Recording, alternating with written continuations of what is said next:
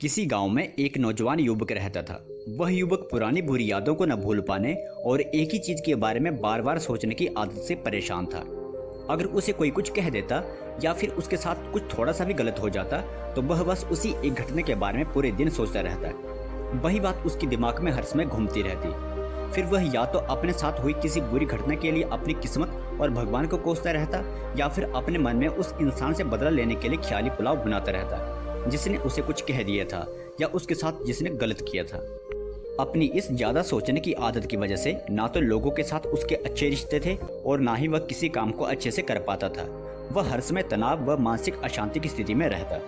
उसकी ऐसी हालत को देखकर उसके एक मित्र ने उसे सलाह दी कि यहाँ पास के ही एक बौद्ध मठ में एक जैन मास्टर रहते हैं, तुम उसके पास जाओ, वह तुम्हारी इस मानसिक समस्या का कोई न कोई समाधान अवश्य बता देंगे। वह नौजवान लड़का जैन मास्टर के पास जाता है और अपनी समस्या उन्हें बताता है कि कैसे वह एक ही घटना के बारे में बार बार सोचता रहता है और पुरानी बुरी बातों व यादों को नहीं भूल पाता। लड़के की समस्या सुनने के बाद जैन मास्टर वहां से उठकर मठ के अंदर चले जाते हैं।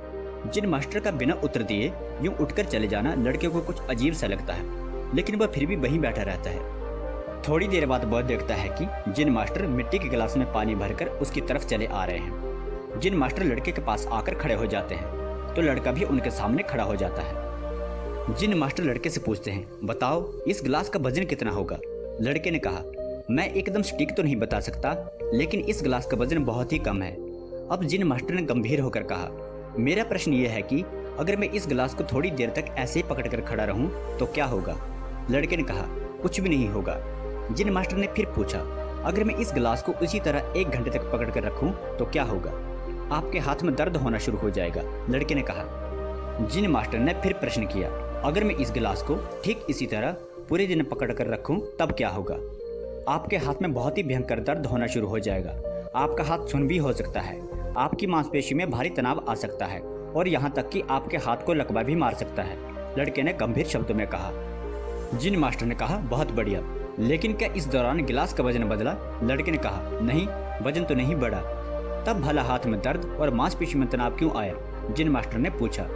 बहुत समय तक पकड़े रहने के कारण, लड़के ने जवाब दिया। जैन मास्टर ने फिर प्रश्न किया, अब इस दर्द से छुटकारा पाने के लिए मैं क्या करूं? गिलास को नीचे रख दीजिए, लड़के ने कहा। जैन मास्टर ने कहा, बिल्कुल सही, और जीवन की परेशानी भी कुछ इसी तरह होती है। इन्हें कुछ देर तक अपने दिमाग में रखिए और लगेगा कि सब कुछ ठीक है। उनके बारे में ज्यादा देर तक सोचिए और आपको पीड़ा होने लग जाएगी, और इन्हें और भी देर तक अपने दिमाग में रखिए, फिर यह आपको अशांत व पागल करने लग जाएंगे और आप कुछ भी नहीं कर पाएंगे।